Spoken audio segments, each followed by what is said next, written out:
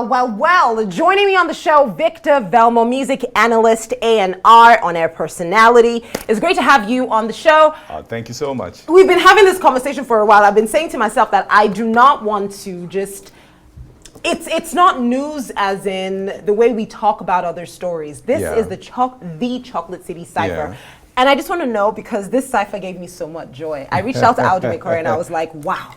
Just wow. It gave me so much joy, and I believe it gave a lot of people out there joy. I want to know how it made you feel. Oh, well, as a kid who grew up on hip-hop, listening to Jay-Z, 50 Cent, Kanye West, and, you know, hip-hop in Nigeria with the likes of Sinzu, That Sauce Kid, M.I. Came Along, Mode 9, Rugged Man, all these people, you know, trying to move hip-hop forward. And they tried until, you know, M.I. came along, and he took it to a whole new level. You know, I could remember buying M.I.'s Talk About It album on a CD plate, and when you insert the CD, it goes something like Chocolate City, Libido Crescent. By the way, Libido Crescent is just a stone throw down here. It is. You know, so over the years, and now you don't get hip hop like that anymore until the label decided to say, you know what, we're gonna do something. We want to give these guys a breath of something fresh because hip hop turned 50 in 2023, and for me, that was absolutely welcoming. I enjoyed every bit of it. And shout out to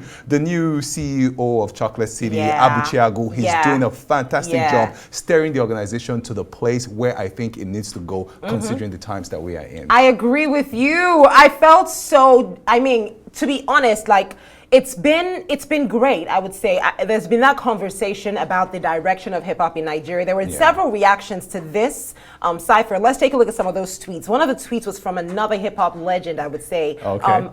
Well, we've not gotten to his tweet yet, but let's take a look at this one. This one says, the impact of Chocolate City music on the Nigerian hip-hop scene cannot be overemphasized. The trio of Ice Prince, Jesse Jaggs, the illustrious M.I. Abaga set a path for others to follow. Talk about bars that have appreciated over time. These guys surely have it in store. That's Raheem Shabazz. Let's take a look at another reaction. This is Audu letting us know that, you know, he was about to drop a bomb. Even if he was quite subtle, he was like 20 years ago, Paul Okeogo rather, Yahayame Curry, M.I. Abaga, and I started a movement. The foundation was hip hop. It makes sense to mark the countdown to 20 years of Chocolate City music with a cypher you can hopefully decipher. Plus, hip-hop is 50 years, thanks to the baddest rappers that ever spitted, Black Bones, AQ. This is from Larry. He says, Chocolate City resumed the year with their cypher by ending the hip-hop is dead narrative.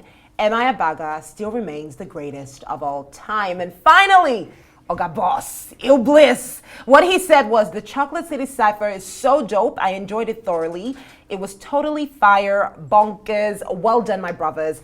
Listen, let's talk about that hip hop is dead narrative. I think Wizkid started that hip hop is dead narrative, and you know, shortly after he did, it caused a stir, you know, among musicians. Even M.I. spoke up and said, you know, hip hop is not dead. We have new people doing it, you know, the likes of Odumodu. So I think that generated a new fire for people to want to put out hip hop music, you know. And I would say this: last year, 2023, some of the best guys that rocked the year were rappers. You have Odumodu Black, you have Shali Poppy, but they are not rapping as I'm going somewhere. Okay, I was gonna butt in. They are not rapping as you would expect an MI to rap. But guess what? It's not only happening here in Nigeria. Even in America, even in, say, the UK, hip-hop music has since changed. It's something that's in progression. It's 50 years past. And just like everything else, you change with the trend and you go where the money is. So you cannot take it away from the fact that the likes of Shali Poppy are not rappers. They are still rappers, especially Odumodu. He's a rapper. He goes commercial. When you get this project, you listen to him make classic hip-hop music. So yes, that narrative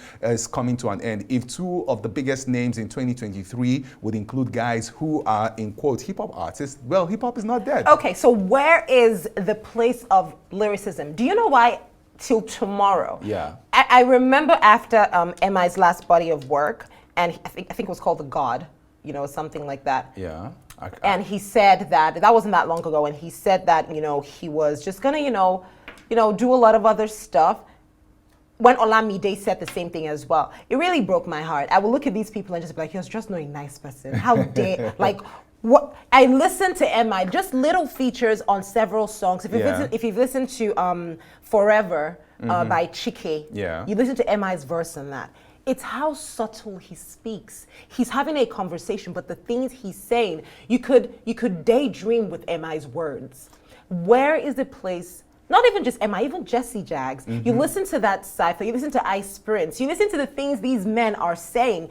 As a woman, people always think that, oh, well, we don't listen to hip hop. But I keep saying this, we love to be gassed up. And nothing makes you feel more empowered than an artist who is speaking to you intelligently. Where is the place of lyricism in this new wave of hip hop we're seeing? All right, so I think it's, first of all, coming to terms with the times that we are living in. Where is the space or the place of lyricism? These guys doing these things, they've decided not to do drugs, they've decided not to work a white-collar job, they are not playing sports. What they are doing is music, and they have to make a living out of it. So they have to make a living by not giving us proper words? I'm going I love Shani Poppy and Odumedu, don't get me wrong. I'm going somewhere. Okay. So they follow the trends. Even a Drake is not as lyrical as he used to be when he first came out. And by the way, being that lyrical takes a lot of work. And guess what? Nigerians don't appreciate you when you go that hard, when you make them think. You're like, oh, it's just a few people that have the time to sit back and say, that was deep. But you know, so there are going to be times when a musician does that on certain songs. But for someone who is trying to make a living out of it, especially when someone is sponsoring your music, then you got to show us what you got. You have to put your best foot forward, sharp, sharp, sharp. Something to make them like you, and you just go in there, get their trust. Get some money for yourself. Recover all the money you spent, and then start giving us some hip hop music. Like Fino, for instance, I saw him in a recent interview, and he was talking about the place where he is at with his music right now. That he has gone past that stage of making music, of trying to be relevant, staying afloat, dropping bars. That now he's doing it for the people he loves. And yes, his track record shows that when Fino went hard, he went hard. He shut down the East, filled up the stadiums, and all of that. And now he's just doing music for, according to him, the people that love what he's doing. So yeah, at this point, he can now try to say, I want to give you lyrics, but you don't step in with that. You might never make it. Yeah, okay, so basically what you're basically trying to say is this is Chocolate City just reminding us that, okay, yes, there is a commercial side to music, but let's just remind you that, you know, we know what we are doing. Yes. We can decide to go all out if we want to. That takes me to one artist that I feel, I don't know, I feel he was caught in this quagmire of commercialize or sing for my heart, Dremo. Who's that? Dremo. Dremo. Yeah. I feel Dremo got caught up in this, and I don't know. I don't know what, because Dremo's an amazing artist. He is an amazing rapper, but I don't just know why he got caught up in this battle of, is it dead? Is it alive? Should we commercial? Because I know at some point he tried to start adding some, you know, musical vibes to his rap, but. So then again, platforms matters. You get my point. Chocolate City is a label that has always supported hip hop music, you know, over the years. Like at least the biggest or the best names of people that have done hip hop music are from Chocolate City in Nigeria. Some of the biggest, I do say that. So Dremo is in a label that is very, very Afrobeat centric, and they make a lot of Afrobeat music. So of course, you start to have peer pressure from your guys. Like you are in the same label with Mayoku. Mayoku goes out to shows. He's shutting down. And he has the people singing, are you there? Like, what am I doing? Why am I dropping this hard bars? You get me? So yeah, it's okay. He got caught. But I'll tell you this for free. In the hip hop community, where they talk about rappers, they respect Dremo a lot because he has the punchlines, he has the bars, he has the deliveries, his vocals are on point, and I think he still has some time to come back and make a name for himself. He does. Let's talk about the label in itself. I beg to differ. I would say it's just the fact that I'm not trying to say Chocolate City is perfect. I'm sure they have their squabbles within. Yeah, they have. Emma did do a good job when he was CEO. Oh, talk about that. Yes. You seem to have something to let off your chest. No, I'm just pointing that out. What do you mean? He didn't do a good job when he was CEO compared to Abu Chiago right now, who's doing a fantastic job. And this guy has grown through the ranks in the label from being a manager, producer, mix engineer. And I'm guessing he was the one who, spotted Young John and said, Young John, come on, let's have you as an artist. And you can tell Young John is doing fantastic. Black Bones is doing great. I don't think under MI any artist got to where these two guys are right now. So yes, Shout out to. Shout out to. Okay, but at the end of the day, they seem to have a recipe that has worked because this is 20 years, and in 20 years, they've gone through various phases of leaderships. Yeah. You know, at some point, Ice Prince was even the vice president. You know, Yeah. they've gone through several phases of people, but they have a system that, one, irrespective of whatever goes wrong, they stick together. That's one thing we saw from this Cypher. They are Yeah. all together. So it's like with my sisters, you know, I'm going to call you out. You cannot wear my clothes. But when you go outside, we're course. together. Yeah, you know, that's one. And then two, the idea of contracts. We don't get as much people saying, yo, you know, this contract that people gave me, you know, we don't get a lot of that from Chalk City. No. I think it's going to be really messed up. It's going to be stain on Aldumekori's white jalabia if he gets called out for such a thing. The reason being because before he's even a label boss and entrepreneur, he's a lawyer. So yes, and a businessman. So I would not expect anything less from him. Like that is how it is supposed to be. Yes, some artists have had a fallout with them, but nobody has maybe openly come out to call them out. I think someone has. Yeah, one artist. It was so bad. I can't remember. I mean, his listen, name. there's always gonna, but you know when you know it's bad, it's bad. Like, there's some people that you know. I think they can have it bad in other departments. Maybe the amount of money they bring out, the budget they put in promotion, music video qualities, and the rest of that. But not in the contract. Like I said. Come on, don't do that. Emeka must shine. Really, he had a shiny 2023. Let's be honest. Yes, he did. So when you say the music video, when you say the come on. It's Young recently. John It's recently. also gave us like major vibes. You're a hater. I'm not a hater. I love Chocolate City. I'm talking like this is just like what you're going back to is like 3-4 years ago. Imagine a song that's as big as African rapper #1 you does not have a music video. No way! No way! That is painful to the memory of that song.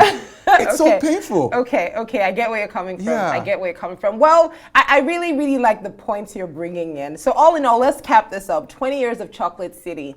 Where are they now? As an analyst, you followed, because you follow music. Yeah. You know, you. I don't know anyone that follows music like you, Velmo. You just, you chew on music. You know, how would you assess 20 years of Chocolate City? I mean, I would say if not for Chocolate City, we would not have rappers in this day Nigerian music, you know. So big shout out to Chocolate City. The label has been fantastic.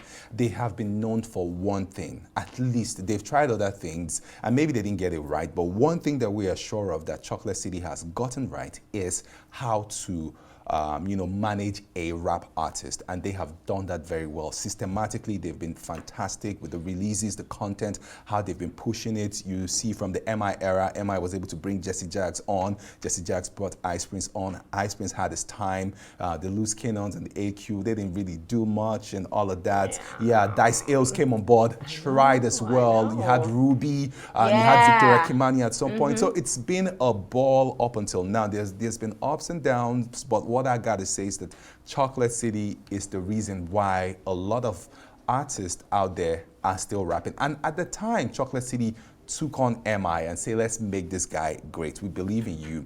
That's the last thing any label would want to do. If you take a look at the rappers around or the musicians around at that time, you don't have enough of them. So yes, again, fantastic. Chocolate City has been fantastic. Where they are right now, where they are heading to, I love it. I would say that Black Bones is indeed the right man to move hip hop to where it is going to. Now, I'm not saying MI did not have the best verse on that song. He had the best verse, but here's where I'm heading to. What are you trying to say? Don't say it. No, I'm going somewhere. Times have changed. You get me? Times have changed. People, the number of people that consume hip hop in the type that MI puts out is not as much as it is right now. The new generation, they want that Blackbone feels, and he's in the right position to pioneer this ship, to steer it to where it's going to. I love what he's doing, especially coming from the fact that he used to be a battle rapper, and now he has commercialized. And you brought a Cypher, he said, hey, turn that chick the other side. Let me show you that he's got what it takes. So yeah. I love it, but I am going to end with this last note. I feel like we need to see a first lady in Chalk City. We need that. I don't know what's going on. Girl power support, but that has not gone well for a lot of labels. Shout out to Mavins. Mavins, they've done a fantastic job having Tiwa on, having Ira Star on, and what's her name?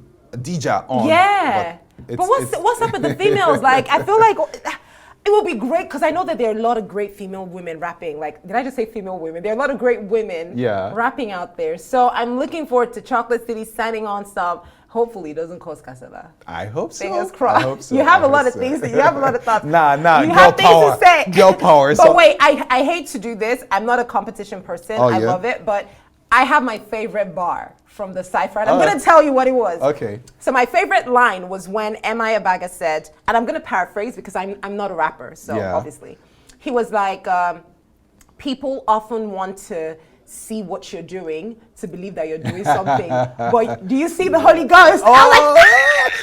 So that's the beauty of hip hop and why we have to keep lyricism in context when musicians are making their song. Now, this is the only genre, hip hop music, I think, that gives you that feeling. You listen to pop, you listen to Afrobeat, Amapiano, and the rest. You just enjoy yourself. You get lost in the music, you dance. But hip hop is the only genre you listen to and you're like, did you hear that? I just heard this again. Yeah. So hip hop is the only genre I know that does that. For that reason, for people who enjoy it, I would consume it, you know. So yeah, for people like us, yes, we should keep that going. Okay. So who was your goat on the Cypher? My goat on the Cypher, obviously, he proved himself. He showed us why over the decades. And he said something like that on the song. He says when God gave him this flow that he should do something with it. They should not worry about when he's coming back. Don't ask for a return date. Yeah. And he has been doing that. It's crazy. He's almost at least after 15 years since M.I. stepped on the scene, and I do say this without any apology,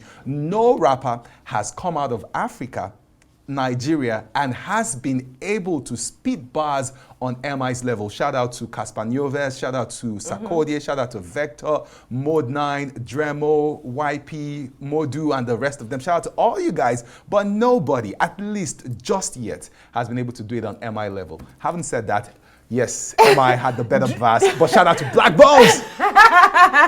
Dropping the mic, M.I. we absolutely did. I think it's a no-brainer. Yeah, of course. It's definitely a no-brainer, but it was a fantastic Cypher, and we're so grateful to Chocolate City for just taking us back to the beauty that is hip-hop here in Nigeria. Victor Velmo, thank you.